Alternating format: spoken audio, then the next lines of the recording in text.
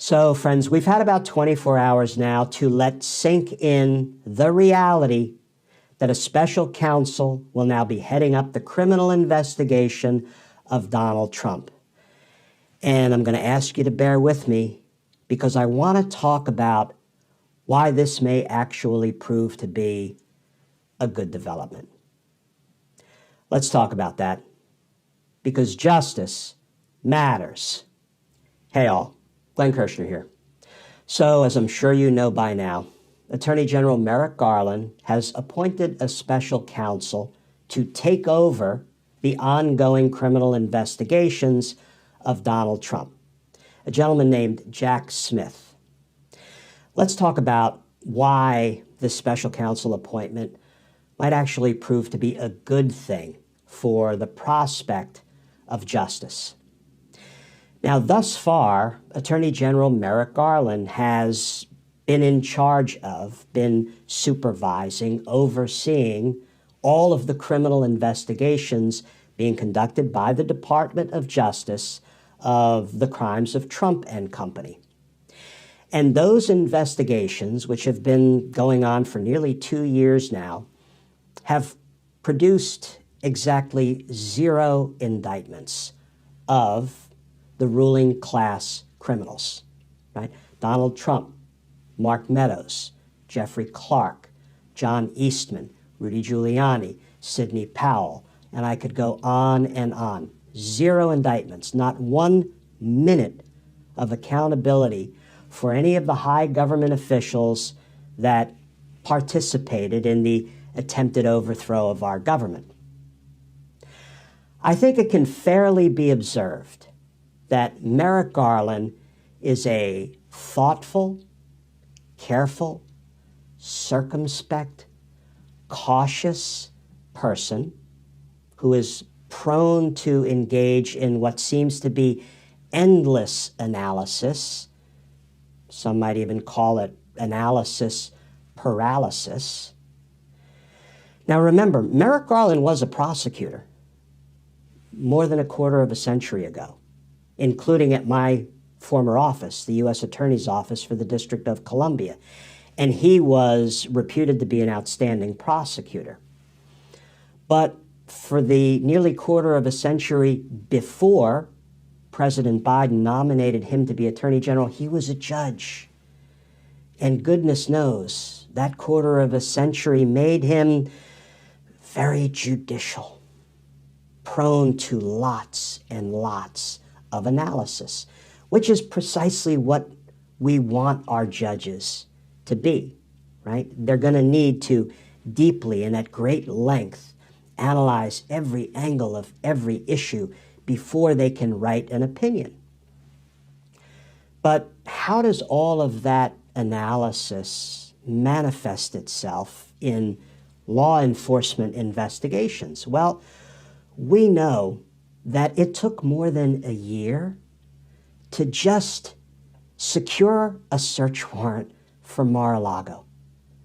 The federal government knew, the law enforcement authorities knew that Donald Trump stole and was unlawfully concealing some of our nation's most coveted secrets, national defense information, classified documents, and secrets about the nuclear programs of foreign countries. He was unlawfully concealing it at his Florida home at Mar-a-Lago. And it took a year or more just to complete all the analysis and get to the point where we could just obtain a search warrant, for goodness sakes, to wrestle back from Donald Trump the evidence of crime he stole, the evidence that was endangering our national security that we knew he had. That is too much analysis and not enough law enforcement, in my opinion and experience. But that's what we had under the investigative leadership of Merrick Garland. So I think the last couple of years have showed us, and I think it can be fairly observed, that Merrick Garland has proven to be too much judge and not enough prosecutor. But now there is a career prosecutor heading up the ongoing criminal investigations of Donald Trump, Jack Smith. And if you'll bear with me for a minute, I want to take just a little bit of time reading a short summary of just some of what Jack Smith has done as a prosecutor, and then we'll use that as a leaping off point for why this may turn out to be a very good development for justice. Here is some of the recent reporting by Politico. Headline, New Trump Special Counsel Launches Investigation in Mueller's Shadow. Bob Mueller, the former special counsel who investigated all things Trump-Russia. Put a pin in that Mueller reference. We're going to come back to it. The article reads in part, the record of Justice's public integrity section while Jack Smith was in charge is one of great success at prosecuting corruption among state and local officials, but decidedly mixed results in the highest profile cases against federal officials. Under Smith's leadership, that is the public integrity section at the Department of Justice, under Smith's leadership in the early 2010s, the roughly 30-person prosecution team known as PIN won jury convictions of former Representative Rick Renzi, a Republican from Arizona, on racketeering, bribery, and extortion charges, and secured guilty verdicts against a former Central Intelligence Agency, CIA, officer, Jeffrey Sterling, for sharing classified information with the New York Times reporter, James Risen. However, Smith's anti-corruption team fell flat in its efforts to prosecute former Senator John Edwards, Democrat from North Carolina, for his alleged role in more than $1 million in money that flowed from his supporters to a woman who had an affair with Edwards while he was a candidate for the 2008 Democratic presidential nomination. In May 2012, after a 5-week trial and 9 days of deliberations, a jury in North Carolina returned one not guilty verdict against Edwards and deadlocked on 5 others. The Justice Department quickly announced that Edwards would not be retried. And while Smith's team notched a victory in the 2014 extortion and bribery trial of former Governor Bob McDonnell, Republican from Virginia, his convictions were overturned 2 years later by the Supreme Court, which reined in some efforts to pursue public corruption. Of course, because why would the Supreme Court let us, the Department of Justice, pursue public corruption charges against high government officials? No, the Supreme Court cut back on that. That's not a failure of Jack Smith or his lawyers. That's a failure of the Supreme Court. But I digress. Smith also helped shepherd an investigation several years ago into alleged corruption on the part of Senator Bob Menendez, Democrat, New Jersey. Although the indictment of Menendez came down about 2 months after Smith left the Department of Justice Public Corruption Unit for a federal prosecutor job in Nashville, Tennessee. That case went to trial in Newark 2 years later, resulting in a hung jury. Prosecutors also opted not to retry that case. So some of what qualifies Jack Smith to be special counsel, to criminally investigate and ultimately prosecute Donald Trump, well, he was a war crimes prosecutor at The Hague, trying to make right some of the world's most egregious wrongs.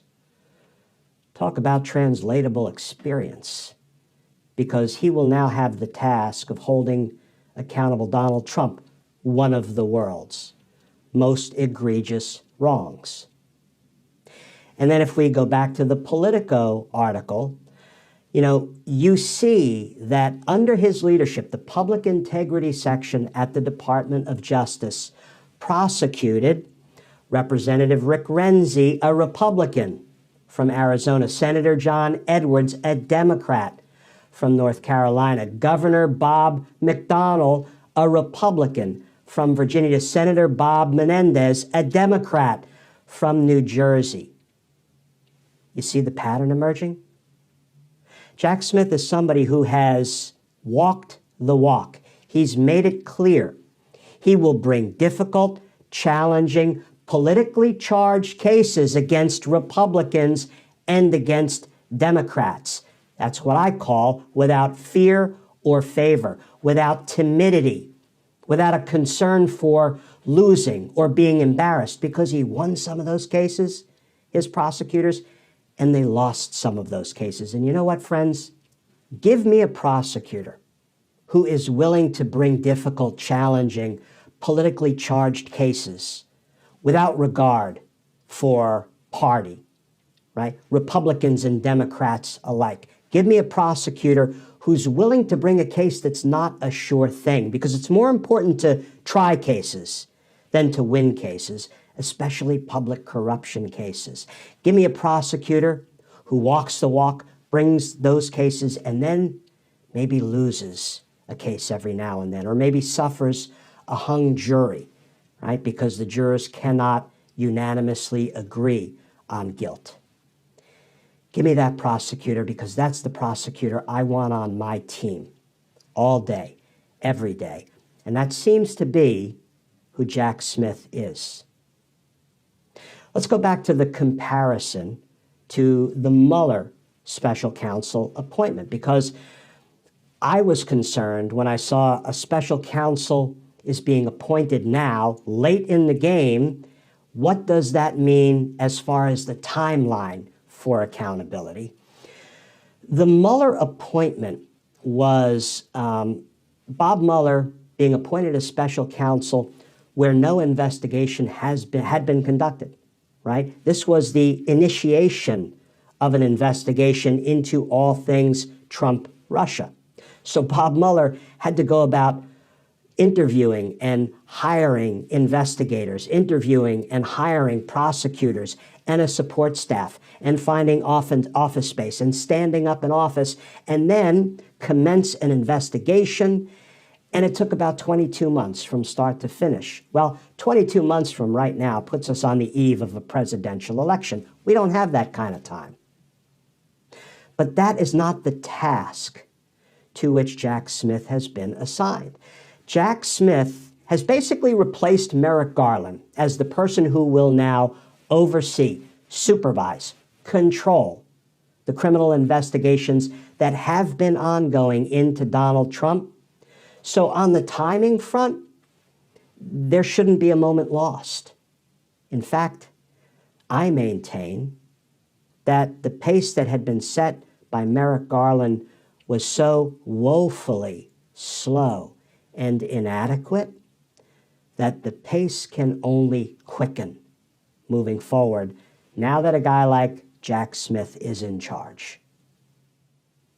So yes, I will say the announcement yesterday of a special counsel felt like a big dark cloud, but I think we have good reason to focus on the silver lining that is hiding behind that big dark cloud, because accountability has not come for any of the ruling class criminals while Merrick Garland was heading up the investigative efforts. But now it feels like there is at least a chance. There is at least the prospect, the realistic prospect of things beginning to accelerate. And friends, if ever things needed to accelerate, it is on the accountability front for the crimes of Donald Trump and all of his co-conspirators, all of his criminal associates.